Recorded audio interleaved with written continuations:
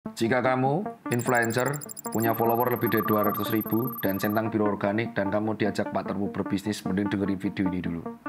Assalamualaikum warahmatullahi wabarakatuh. Masih dengan saya Tirta Peng Peng Peng dan saya merupakan pengajar di salah satu kampus, sebut saja SBM ITB di part time. Jadi ini adalah ilmu 15 menit yang mungkin saya bisa sharing, tapi kalau kalian mau lebih detail, daftar ITB buat kuliah. Dah.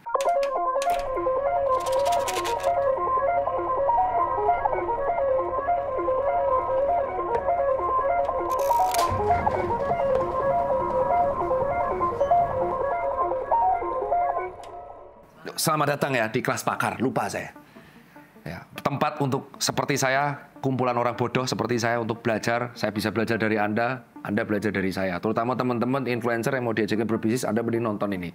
Pertama, kenapa kalian diajak bisnis? Jawabannya adalah free awareness from the partner. Ini akan menjadi kacamata pengusaha. Let's say ada pengusaha, oke? Ada pengusaha memiliki capital. Dana itu namanya capital. Ya, capital. Dananya 2M, 4M, 10M, I don't give a fuck. Yang penting itu dana. Dana itu akhirnya diolah menjadi bisnis. Dalam bisnis, kalau kita sudah mengeluarkan modal, Anda butuh apa? Sales, tepat. Apakah gampang kita menjual barang? Let's say kita menjual nih, gelas. Zaman dulu, gelas ini keren, akan laku. Zaman sekarang nggak bisa. Seperti dengan topik yang pertama. Kalau Anda nggak dengerin ini, Anda harus dengerin topik pertama karena ini berkaitan. Supaya barang ini laku, maka kita harus mempublikasikan. Kita harus memasarkan. Kita harus mengiklankan. Nah, budget untuk membayar baliho, berapa besar untuk menjadi terkenal? Banyak. Maka, kita lebih baik sebagai pengusaha bekerja sama dong dengan influencer. Why? Karena dalam kacamata, di influencer income-nya apa?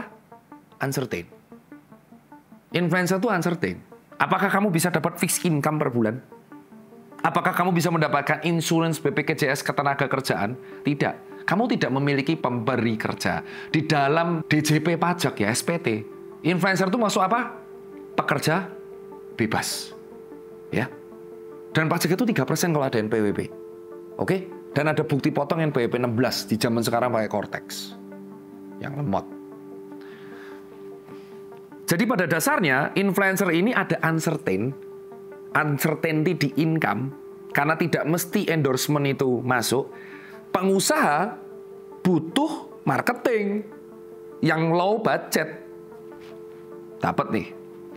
Kedua, influencer itu barrier entry-nya mudah, easy. Apa tuh barrier entry? Semua orang berkat TikTok bisa menjadi influencer. It means kau tergantikan. Ya, kau tergantikan. Easy to substitute. Jadi di Porter 5 Force analisis, kamu gampang disubstitut. Bulan ini viral, tahun depan bisa nggak viral. Oke? Kalau kamu hanya lucu. Semua orang bisa lucu dengan TikTok. Semua orang bisa lucu dengan Instagram. Nah, karena kamu sudah ada uncertain dan barrier entry-nya low, artinya kamu membutuhkan kepastian dari income. Inilah yang dimanfaatkan sama pengusaha yang punya capital. Datang ke influencer. Bos, mau nggak partneran? Sebut saja influencernya X. Mau nih. Kamu cuman promosi ya. Nanti tak kasih saham kosong. Itu istilahnya, ya kan? Padahal saham kosong itu namanya grand stock. Tidak ada makan siang gratis, bro. Ya. Kenapa? Ketika kita membuat perusahaan atau PT, ada hukum dagang dan tabungan, itu urusan lawyer, bukan urusan saya. Kita akan memberikan saham kosong pada si influencer tersebut, tapi pasti minor. Nggak mungkin saham kosong itu mayor. Nggak mungkin. Too good to be true, bro. Jadi, akhirnya, saham mayornya ini yang punya capital, pemodal, influencernya dikasih sekitar ya paling 20-30%. Dan nanti dikasih SPK. Kamu kasih 30% saham ya, bro. Tapi nanti kamu punya SOW ini. Bayangkan, rate-mu postingan yang biasanya per postingan 15 juta, 10 juta, karena kamu pengen berbisnis, kamu mau dibayar dengan saham kosong. Karena kamu ada ekspektasi, pengen apa? Iya, pengen certain, pengen kepastian income, kamu pengen revenue, kamu pengen dividen. Wah, dengan aku bisnis nanti kalau laku, dividennya gede. Iya, kalau laku. Bisnis itu uncertain, mas. Ya, bisnis itu uncertain. Kamu dari uncertain ke uncertain yang lain. Bisnis itu uncertain. Bisnis itu menjanjikan kalau sudah stable atau sustain. Kamu dibayar yang biasa 15 juta per pos, sekarang dibayar saham kosong. Jadi PT, Pak. Pakai namamu. Ada fotomu. Nah, dijualah F&B. Das. Atau dijualah laundry. Das. Atau dijualah parfum. Atau jual vape lah. Oke. Masuk. Sekarang kita akan bedah. Di dalam perusahaan bisnis, udah jadi IPT-nya. Ada yang namanya source of revenue. Source of revenue itu dari produk dan service. Oke? Kalau kamu produk ke F&B, berarti jualnya apa? Makanan. Ya, dah, source-nya satu. Ada yang namanya service, laku. Jual apa yang namanya? Franchise. Nah, di sini adalah loophole-nya, kawan.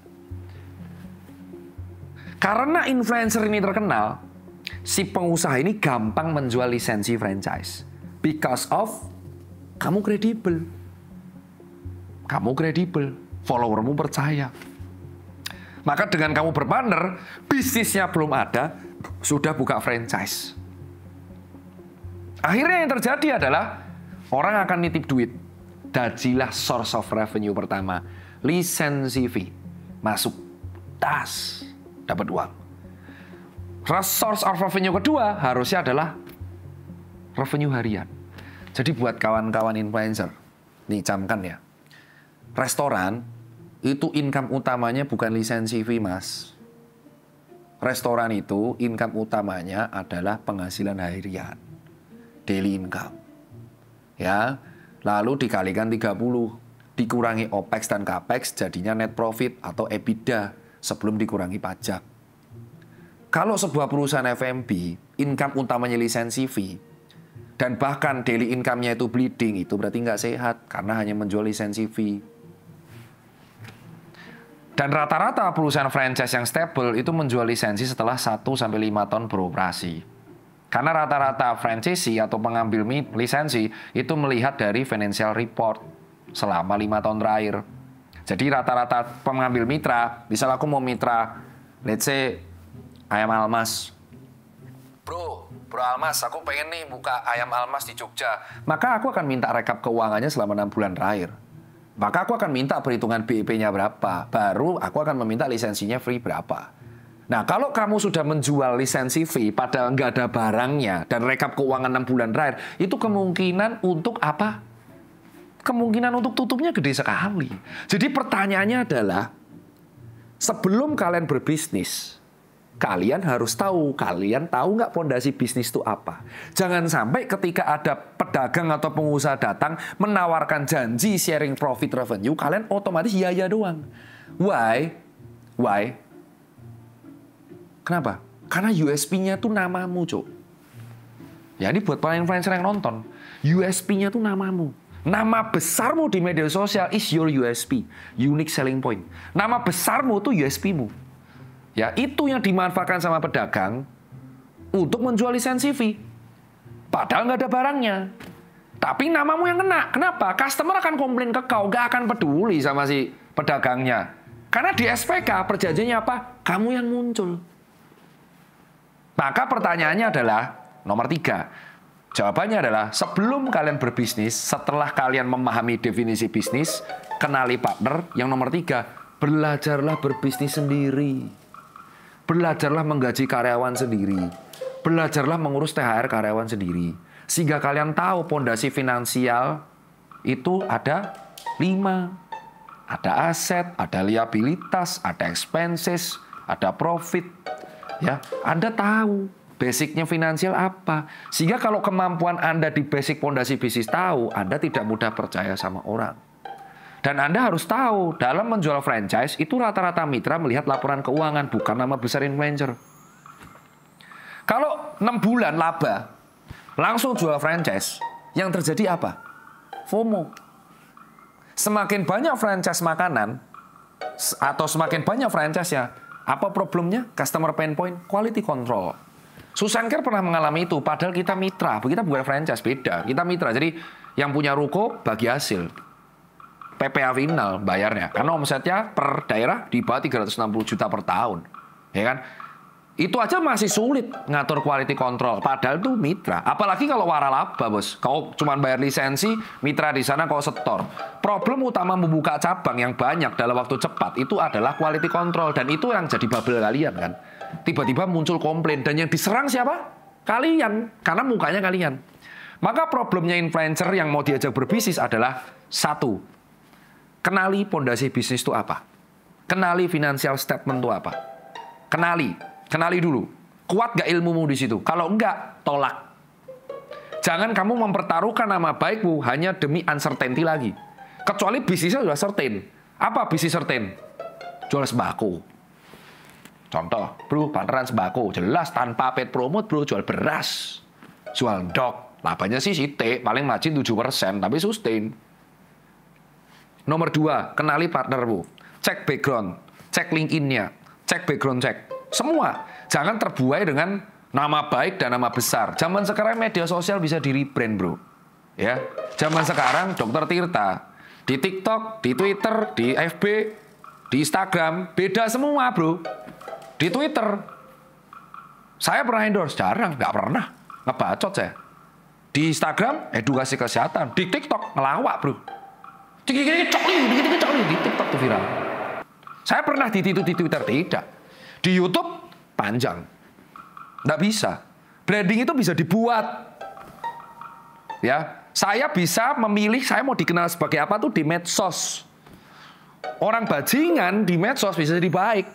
Orang baik di medsos bisa jadi bajingan. Jadi jangan percaya apa yang di medsos. Apalagi kalau mau berhubungan dengan bisnis. Yang kau jual tuh nama baikmu. Jadi nggak usah naif. Dia baik kok di medsos. Kau siapa? Bokapnya. Too good to be true. Tidak ada orang 100% baik dan tidak ada makan siang gratis di muka bumi ini, mas. Tidak ada. Ada perlu yang namanya sacrifice. Ada yang perlu namanya trade-off. Apa itu? Belajar di kuliah. Nomor 3. Belajar buat bisnis sendiri, mas. Mbak. Kau kan punya modal. Kau kan punya income dari endorsement. Jangan dibuat foya-foya. Memang seru. Kenapa? Itulah perbedaan antara orang yang sudah financial stable from birth sama orang yang belum financial stable. Orang yang belum stable ketika dapat uang banyak, apa yang dibutuhkan? Dijawab? Validasi. Bahwa saya sudah kaya. Itu rata-rata orang yang belum financial stable, tiba-tiba dapat uang banyak, dan dia memiliki uang banyak. Apa yang dia akan menggunakan some of his or her money untuk apa? Membuktikan bahwa aku already sukses. Itu kesalahannya dan itu dimanfaatkan. Kamu kalau jadi pengusaha, bro, kamu macam nama di bio, jadi CEO, bro. Kamu akan terkenal, kamu jadi pengusaha. Bayangkan influencer jadi pengusaha. Iya, itu yang dimanfaatkan. Jadi, meleklah sama finansial. Kalau dapat income, diolah dengan baik. Cara ngolahnya gimana? 30% of your income itu harus menjadi tabungan atau investment. Pakai 70% buat OPEX. YOLO, oke. Beli barang. Ini nggak apa-apa lah. Sekali-sekali lah boleh. Belum pernah beli Rolex. Ya kan? Saya nggak pakai lagi. Saya pakai Coros 14 juta bisa ngukur heart rate. Rolex 150 juta, 2 juta nggak bisa ngukur detak jantung. Status nggak apa-apa. Sekali-sekali beli Porsche. Yang walaupun kalau spare part, suspensi rusak 15 juta sebiji. Pajaknya 120. Endingnya di tahun kelima, mumet bayar pajak. Ya, nggak apa-apa. Tapi 30% ini yang diolah. Mau bisnis emas, investment Antam, silakan. Mau di deposito 6%, 7%, silakan. Mau ori 17, it's okay. Mau reksadana, mau main saham, nggak apa-apa. Jadi, meleklah keuangan baru berbisnis. Ya, itu. Jangan menggunakan bisnis sebagai status, bro. Wah, Dr. Tirta sotoy. Karena saya itu berbisnis dulu baru terkenal, Pak. Saya tuh berbisnis dulu baru terkenal, Pak, masalahnya, Pak. Dan masalahnya saya membuktikan itu di ITB 3,9, Bor. Gak gampang loh dapat IP 39 dokter, di MBA 39, sulit loh. Dan ngajar langsung jadi dosen part-time setengah tahun kemudian. Sulit, kenapa? Karena ilmu tuh sulit. Kalau nggak tahu belajar. Jadi saya tuh selalu apresiasi dengan apa? Dengan influencer yang tidak berhenti belajar. Dan source belajar itu tidak hanya kampus. Tidak hanya formal institution. Tapi juga dari mana? Informal institution. Contoh, soft course, artikel ilmiah. Tapi kalau YOLO is your choice. Karena ingat, sustainability dari influencer itu average cuma berapa? 10 years. your question. My question for you. Kalau kamu mendapatkan 200 juta per bulan sekarang, yakin 10 tahun lagi hari bersama? Yakin kamu nggak digantiin orang? Yakin? Yakin nggak digantiin orang? Yakin nggak muncul influencer baru? Yakin? Yakin tongkronganmu tuh akan nongkrong sama kamu kalau kamu you have nothing? Ya kan? Jadi pengusaha-pengusaha yang memanfaatkan nama besar kalian itu akan terus ada dan tidak akan pernah berhenti. Karena hidup tidak sesuai maumu dan hidup itu tidak ada hitam dan putih. Hidup itu abu-abu, Mas. Jadi jangan naif-naif banget. Tidak ada orang 100% baik dan tidak ada 100% buruk kecuali Nabi, Pak. Itu beneran. Manusia itu punya desire dan ambisius dan itu yang dimanfaatkan untuk money. Itu yang dimanfaatkan. Jadi kalian kalau jadi influencer harus belajar ini biar nggak ketipu lagi. Dangerous, bro. Dan aku tidak mengalahkan kalian. Kalian tuh dimanfaatkan secara polos. Ingat, USP kalian adalah your name. Your name is your identity and your name is your USP. Jadi sebelum kamu mempertaruhkan namamu untuk berpartner dengan orang dengan grand stock saham, pikirkan 1000 kali. Layak nggak? Bisnisnya gimana? Finansial, cek background, beres. Makanya saya selalu salut dengan orang yang berbisnis sendiri. Sama satu lagi. Ini clue sih, tapi agak ironi. Pengusaha sekarang banyak melakukan rebrand di medsos. Ya, jadi tidak semua itu proper. Ada pengusaha yang benar-benar pure, ada pengusaha yang menggunakan medsos untuk rebrand dan akhirnya menjual kelas dan lisensi. Beware. Beware aja. Karena itu sulit dibedakan. Dan kalian harus jam terbang tinggi dulu untuk membedakan. So, jangan lelah untuk belajar. Dan kalian kalau udah dapat duit banyak, jangan FOMO untuk menghabiskan uang itu. Because uang tuh fiat, Pak. Inflasi 5% tiap tahun. Kamu bisa dapat 100 juta sekarang, tahun depan tuh hanya bernilai 95 juta. Dan akan terus menurun. Jadi kalau kamu hanya memanfaatkan uang itu hanya demi aset yang depresiasinya ada, berat. Mobil itu depresiasi 5 tahun, Pak. Jadi setelah 5 tahun di teori finansial, mobil itu dianggap 0 nilainya. Makanya buat teman-teman sekalian, saya berharap influencer-influencer ini melek finansial. Melek finansial sehingga mereka tidak gampang dimanfaatkan oleh sembarang orang karena kelemahannya di bidang finansial. Itu aja kalau dari saya dan lebih kurang minta maaf. Dan sampai jumpa di kelas pakar berikutnya. Assalamualaikum warahmatullahi wabarakatuh.